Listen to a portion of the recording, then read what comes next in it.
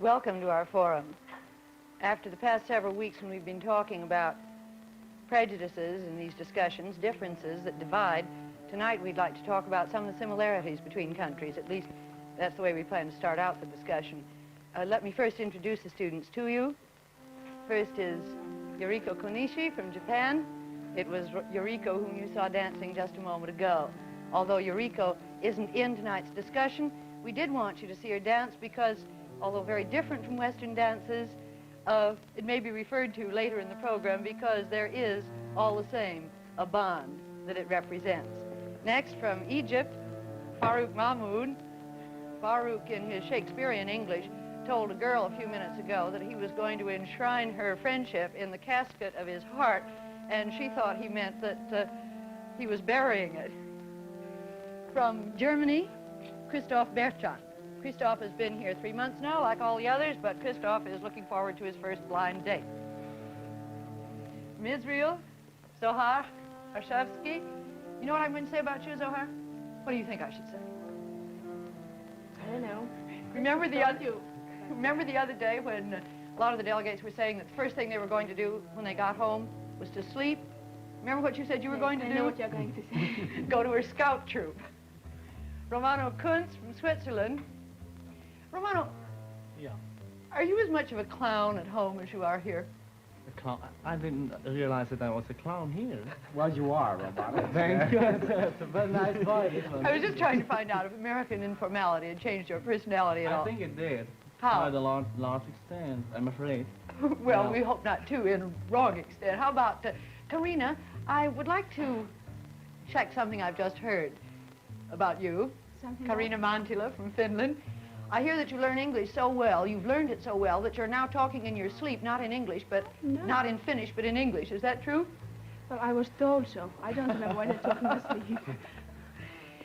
Now, 5 countries: Egypt, Israel, Germany, Switzerland, Finland. I said we were going to start out by talking about some of the similarities between countries. Can we? Yeah, we can start here, just here. What has Germany and Switzerland of common? Well, it's a very good question. Besides of the language. Should we show the people? Should we speak German? I mean, Shall we speak German? Shall we start? There's one is the language, No. and then there's a lot of literature floating on. Well, is it the same? Besides, well, what do you mean? I mean, is it Swiss the same? German and German. Well, Swiss German is a little nicer than German. Well, I must interfere because, you know... Can you give us an example, Romano? Well, you see, it's so the German is the common German is very flat, very. It has no feeling. It has no emotional feeling. You cannot express yourself in the common German. Therefore, we use a wonderful dialect, and in this dialect, we can really express our feelings. German For is too example. plain. Well, the German, for instance, when somebody is very a silly guy. This is not you romantic, would say, nor emotional. just a minute, crazy, somebody a little crazy. Then the German says, he, for instance, would say, das ist ein Narr. No, but no. Just a minute. But we, in Swiss dialect, in our dialect, we say, das ist ein Schumpel. And Schumpel, that expresses much better, you see. She feels in the same way as I do. So you have to be... You just got one example. There's so many examples. But, well... No, it's you gonna see, be hard. that's the same to explain. In American, for instance, why do you use slang? You can express much better what you have on your heart. We when got use you there, slang. Romano. Swiss language is slang. Now, I was the other day when we were in Next Washington. point. When we were in A Washington. good slang. A good slang. All right, Okay. next point. When we were in Washington, some fellow of his embassy called, and these people started talking Schweizerdeutsch, which was the most Swiss German. the barbaric thing That I've was ever good. heard in my life. All Even right, worse you than aren't Dutch. going to agree on that. Anything else that Germany and Switzerland's got in common? No, look, man. When you say, for instance, this guy is mad, it's not so good as if you say he's crazy. You feel the difference. All right, And we this don't is- agree this is on this exactly matter of the same language. difference as we have. Well, now I think maybe in future we have more of common, because I think the best solution for Germany in future would be if it would become neutral. I think this is the only solution when you want to gather both parts, East Germany and West Germany. I think they are so controversial now today in their ideas, in their way of living, in every respect. And I think neutrality, declaration of neutrality is the only solution. As Well, it Austria, seems to for me that you forgot one thing there. You can't declare neutrality as often as you want. If there are 2 parts of Germany, you cannot declare neutrality two parts will be Well, neutral. but I hope. I mean, that- I wish that there would be neutrality in the future. But I but hope. I just don't see the way to it. And, Yeah, but I think, I hope at least, and you hope also that Germany will once be united. well, but I don't see. I hope it will be united, Fine. but I don't see the way to have a neutral. Oh, United I don't. Germany. Because So even you- a united Germany Should that is be neutral, that is neutral, Yeah. would be some sort of cat-mouse neutrality towards the bloc of Russia. You Swiss have many good ideas, and you think Well, everything that you have in this little tiny piece of land up there in the Alps, Yeah. you can transfer to any part in the world. Be I it don't say in the that. South Sea, be it in America, or be it in Germany. But sometimes you can't. Yeah, I see this. I mean, but, you're- well, give me a reason why you couldn't be neutral in Germany. Why I don't you think- first tell us what you mean by neutrality, really? Well, by neutrality, I mean that you do not participate too much in the world affairs, and that you leave to your neighbors up much more what they have among themselves to discuss. But why And don't that you you do take not part in the interfere too UN, much. for example? We cannot take part in the UN on account of the neutral principle in Switzerland. And we belong to 10 organizations of the UN, and to 10 active organizations, and to the best one of the UN, in my opinion, to the UNESCO. And we cannot join, for instance, the NATO, because this would be against the neutral principle of Switzerland. And that is Besides, you immutable. Americans have been neutral for a long time. We shouldn't be so skeptical against neutrality as I see that you are. No, just Besides that, we Swiss are quite confident that being neutral, we help much more in this earth, to have a good situation between the nations. Switzerland, if it would join the NATO, it could not contribute too much. It's just a population of 4.5 million. But being neutral, we can favor much more the ideals of democracy and of human rights, because there is always a spot in this earth where people can come together and discuss when all over the world there is. Excuse me, Ronald, did you say that you have democracy in your country? Sort of democracy, really. Very What democracy. yes, what more about the women? More democratic than Switzerland is impossible, in my What opinion. about the women, please?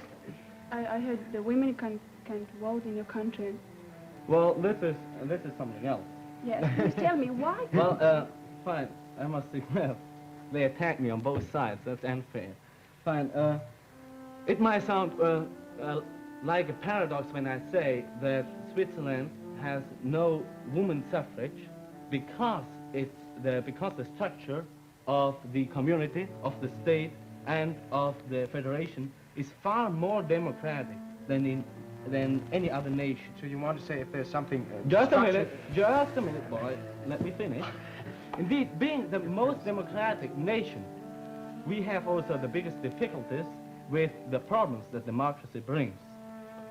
For instance, For instance, nowhere else has the will of the people so big influence on its governing bodies as in Switzerland.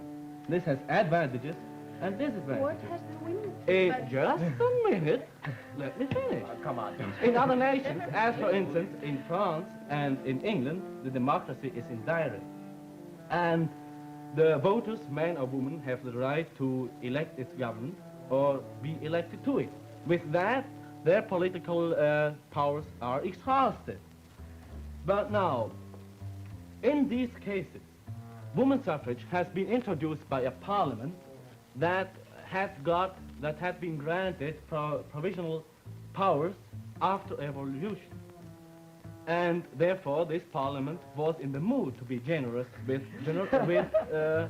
reformation. Can we do with the And Swiss therefore they parliament put- to make it generous? So to put it complicated in the for me to mood? understand. Yeah, what yeah. Even if you made the Swiss parliament so generous, it's no use because the parliament What do you has mean by not generous? got What do you mean by generous? the power to introduce woman suffrage. The Generous whole means, population. Omar, must Generous have- means if there's a nice parliament.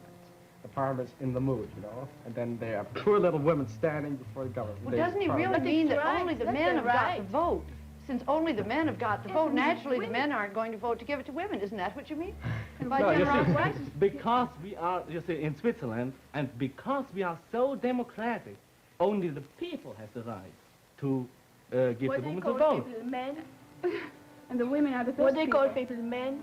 Well, part of it, yes. Well, half of it, half of it. But what is the other part? The other part are the woman that agrees with the Well. man. I see. And when they don't get to agree with the man, so what happens? Well, not Dictatorship too of the much. man. As far as now, they agree. You see, this is Did the they have very any situation opportunity we have to show that they today. don't agree? Just a minute. This is the situation we have today. We have no pressure from the side of the woman.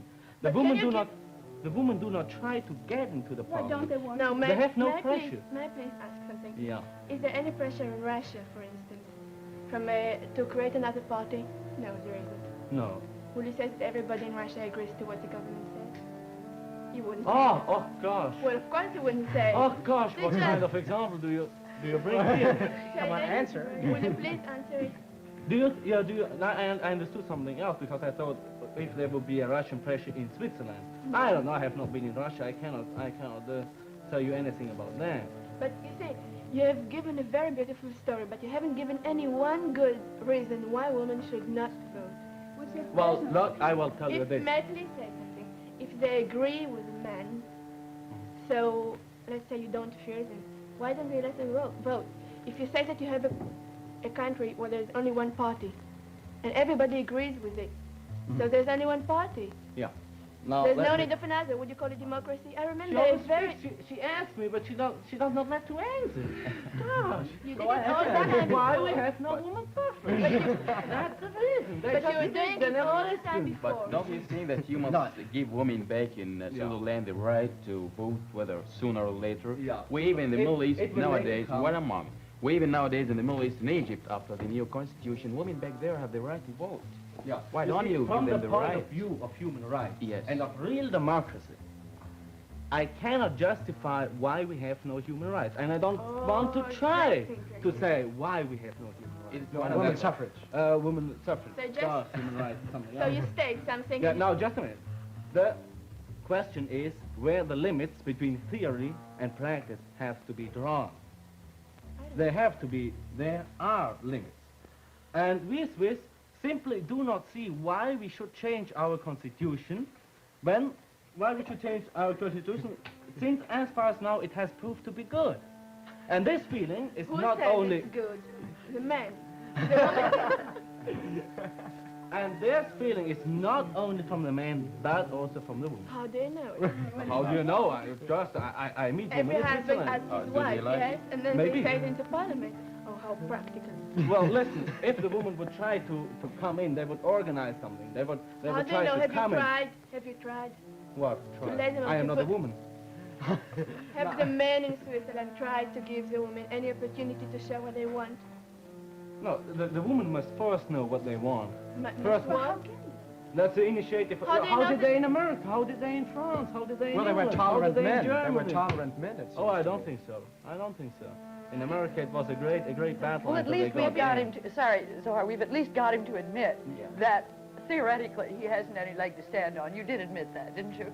Let's go on to another. On theory, yes. Yeah, on I theory, know, all right, now, we fine. might have On that. theory, it's I can justify it, but in practice, it's better if you have no woman in parliament. You agree with me? No. No. No, we don't. Good. That's good. You already agreed. No, you are you not agreed. allowed to back out.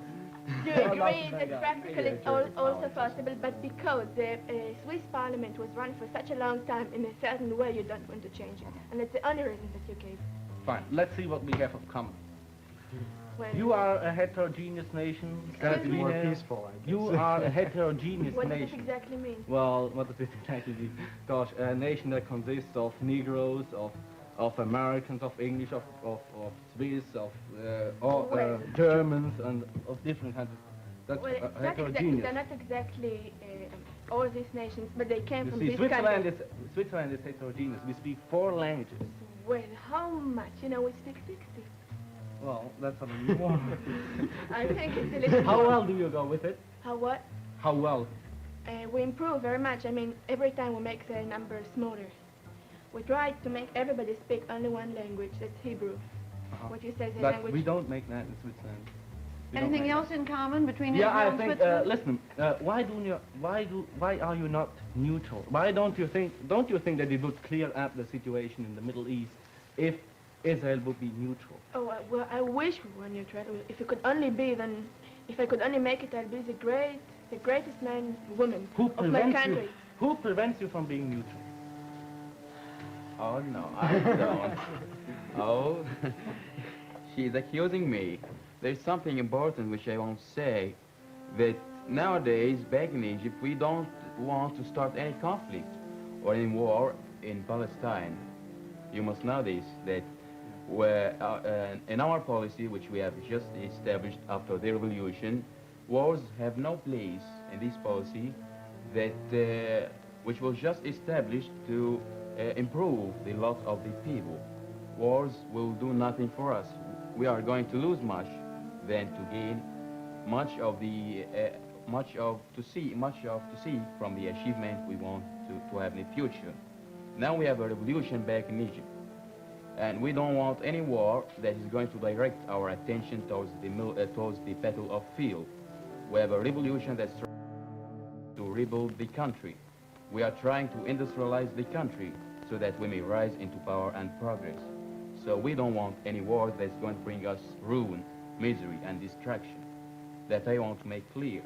Also, I heard a lot of talks about communist infiltration in the various Arab and African nationalist movements.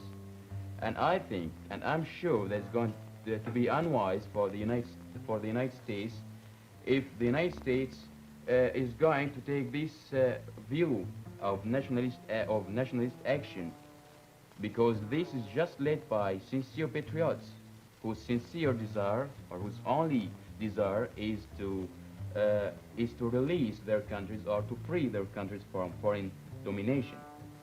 So the thing that I want to make clear is that no communist infiltration is going to take place in the Middle East, just if the United States is going to develop a courageous policy, and a morally correct one is to help or support those people who are anxious to get rid of foreign domination or foreign influence.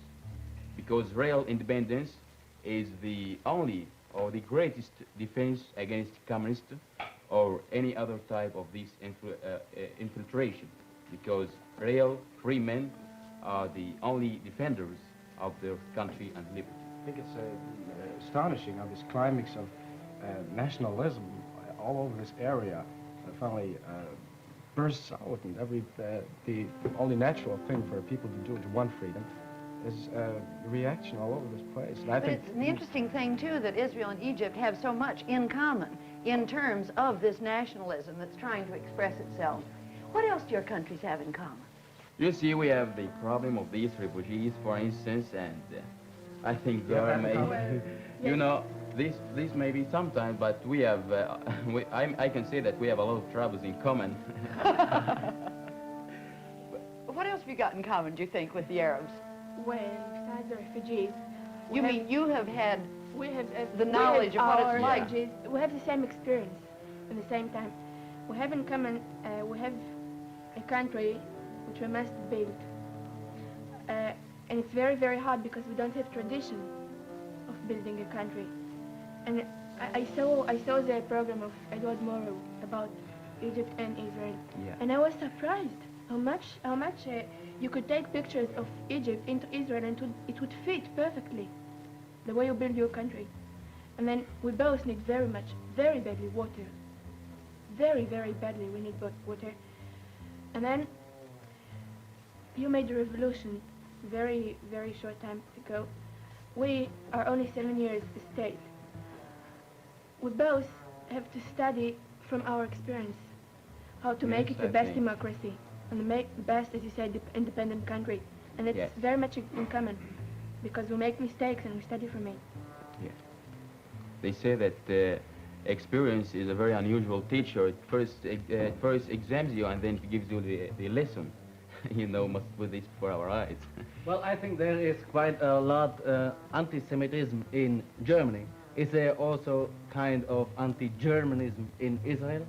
In a way there is, because the wounds which we received in the last World War are still fresh, and quite a big percent of the population has members of family who were lost. And it would be unnatural to ask them to forget it. Are German Jews disadvantaged in Israel? No, they're not at all. I was astonished being over here in a Jewish family, coming from Germany, how friendly and how welcoming they were. And I was even more astonished when I was in the school, which was in a large majority Jewish, was in Brooklyn. And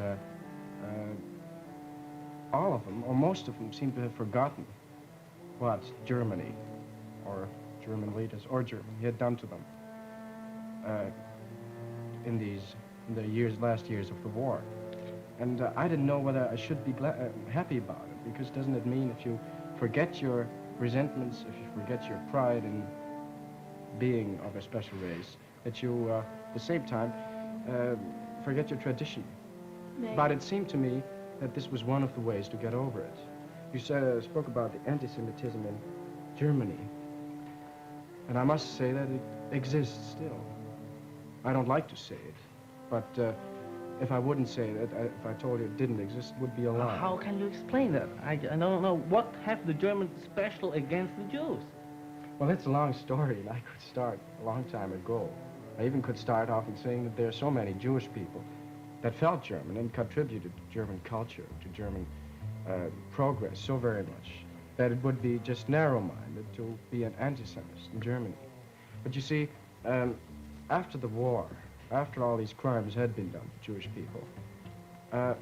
Jewish people were reinstated in their positions by the victors of the war, by the Allied governments. And people that had committed crimes against Jewish people were punished by Allied courts. That's all right. And the victor only could do it because he, or in the eyes of people, only could do it because he was the victor and he had the power to force a punishment. And that many people draw a line between Allied victory, Allied punishment, Jewish influence on the war. And many people, comes out that some, I met somebody who told me it was the Jewish people who caused the Second World War. I hope that it'll cease, and I think it will cease, but it takes a long time. Well, I can understand this last point. I cannot understand why it began, but I think if we had in our own country, if we will be defeated, and the allies or the victory allies will put on top of us somebody, some foreigner, and we dislike him too. But please don't take it as if I understand why there was anti-Semitism from the beginning.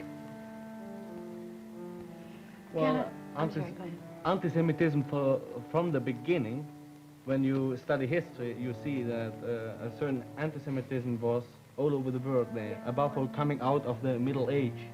And there are small reasons sometimes, but they cause big troubles. Does it make any sense to ask you this? Since most of you are agreed that you aren't born with prejudices, does that mean that you learn them? And if it means you learn them, does that mean that you could also be taught not to have prejudices?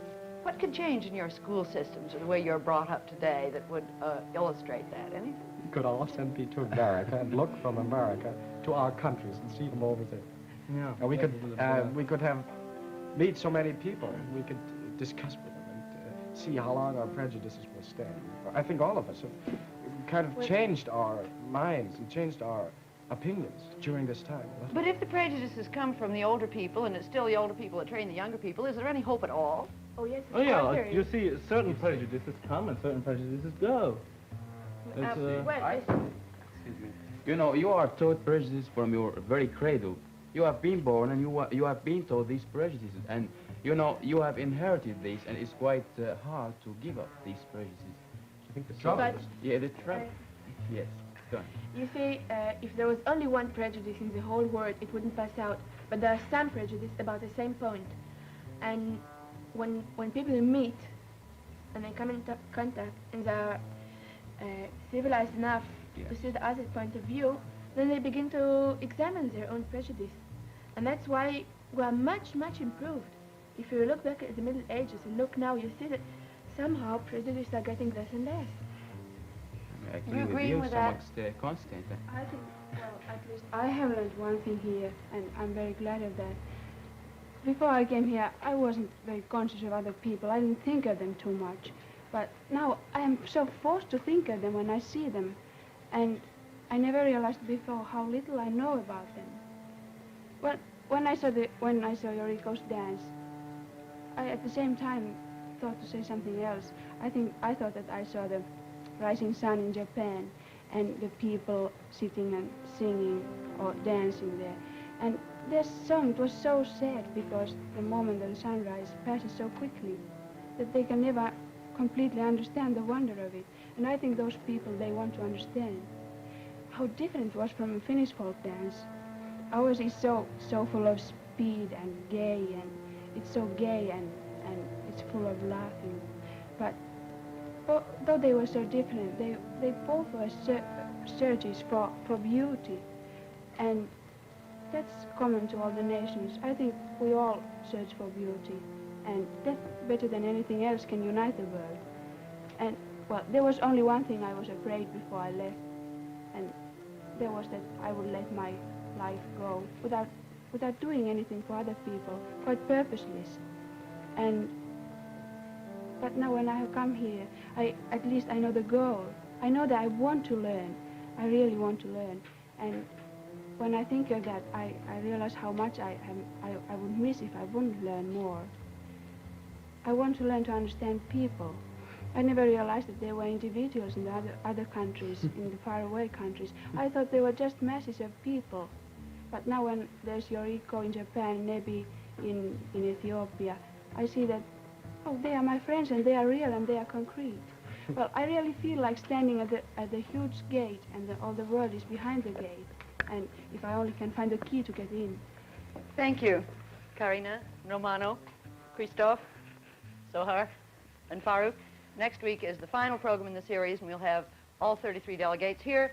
Anything you've disagreed with that they've said in the last 3 months, send it in, and we'll try to get an answer. Until next week, then, goodbye.